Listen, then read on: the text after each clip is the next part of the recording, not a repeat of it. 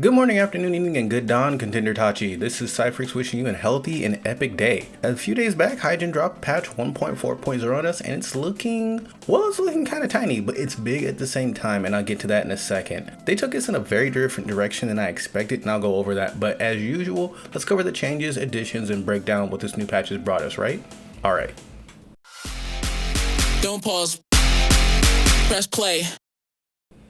Hey, you, before we dive in, thank you again for stopping by my channel, and if it helped you curb your bloodlust for dope games, I urge and encourage you to hit that like button and utterly destroy that subscribe button to stay up to date with interesting and unique action games, RPGs, and MMOs that strike my fancy across all the platforms.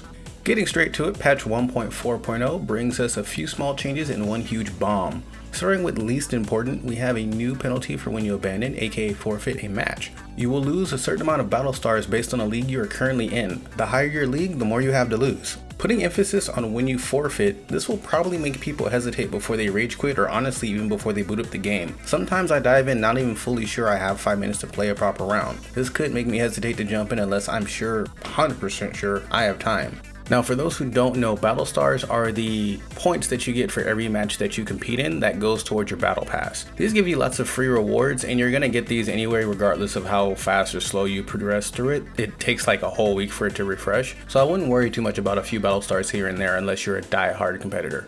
There's a new challenge mode to earn extra X coins. This is doable once a day and can give a decent amount towards one box pull, so don't sleep on this. It's something you'll probably do anyway, so if you're like me and always hit the fight button without ever hitting battle, take a second a day to hit battle, then hit the new challenge box on the right side of your normal battle box. Bring your A game though, you only get one shot at this a day without using crystals.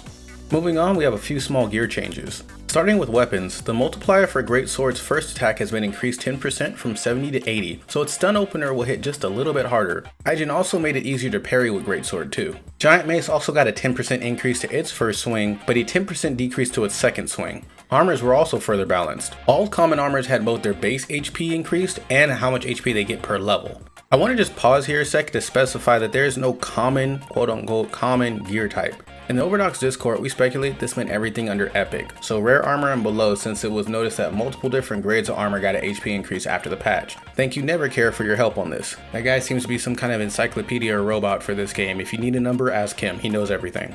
Moving on, unique effects were improved for certain rare and epic armors. Pro got its attack power boost reduced to 12% from 15, however the HP threshold is now 100 HP instead of 60. This will hopefully give you more time to use your HP boost after it's activated. In my opinion, 60 HP was just not enough, that's like a sneeze away from death.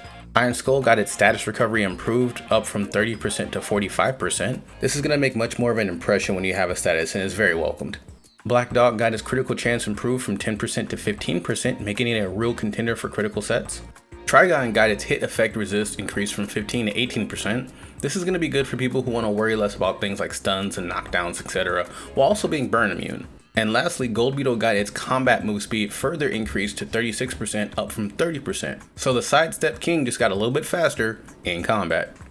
Now for our dessert. I told you guys we were due for another legendary, but this time your boy missed his mark just a bit. We didn't get a weapon, but instead we got a whole armor set. The game's namesake armor brand, Overdox, got a new legendary spike set, jumping an epic set by a whole bound, because you know, one's a regular armor set that everyone has indirect access to. This is going to be 3 separate legendary pieces you need to get for a full set, and that's a lot of rolls. I don't even want to think about how many crystals that is. Now looking at the stats, it has mediocre stamina but decent HP for its weight. It also rocks 3 uniques, 2 regular uniques like epic gear and 1 legendary unique that it's going to share with all future sets as well. Its first unique trait gives 10% attack speed to each individual combo.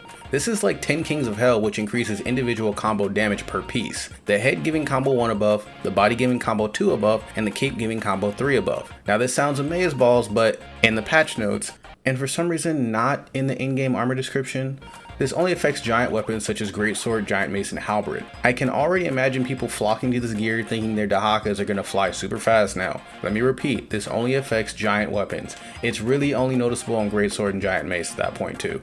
Lance, or Halberd, call it what you will, I didn't feel anything. 10% is negligible.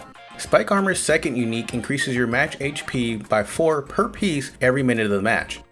Since most matches last about 4 to 5 minutes, you're looking to gain roughly 48 to 60 HP from this by the end of the match. This doesn't seem like much, but it can matter a bit to those who like to have every bit of HP possible. I still think Vector Heal is better, but only if you can have both. Oh wait, you can. So the third unique of the spike armor is the armor soul system, which allows you to equip the unique qualities of other armor sets you have. This only applies to full sets that you have completed. It also gives a stronger effect per piece. Again, you can put any armor passive from a set that you have fully completed. This opens up a lot of opportunities for all kinds of armor combos that were normally impossible. I'll leave you guys to ponder the possibilities. And that's it guys, what do you think? Personally, while I dig the armor soul system, I would still have preferred a new legendary weapon. One, it's only one legendary to roll for, which is substantially less trouble and less grief. And two, it's a new toy. Like, I was really waiting for a whole new weapon. A whole legendary armor set is going to take forever, and I really don't even want to talk about what people are going to drop on this. And no, it's not game breaking. Put down those pitchforks and put down the torches, you know, put a smile on your face. The spike set is just an easy, you know, to kill huge shiny target for everybody. It's going to have a couple of bells and whistles just like the Haegin did, but you know, go ahead, parry the guy into the veil like you always do, or combo. I mean, armor doesn't make the player makes the game, you know what I mean? So anyway, let me know what you guys think down below. What legendary you guys want to see next? I personally still want to see my Halberd. I want to see that come out. I don't even want to tell you what I'm going to do with that thing. Love, peace, and elevate your hunts, guys. Lates.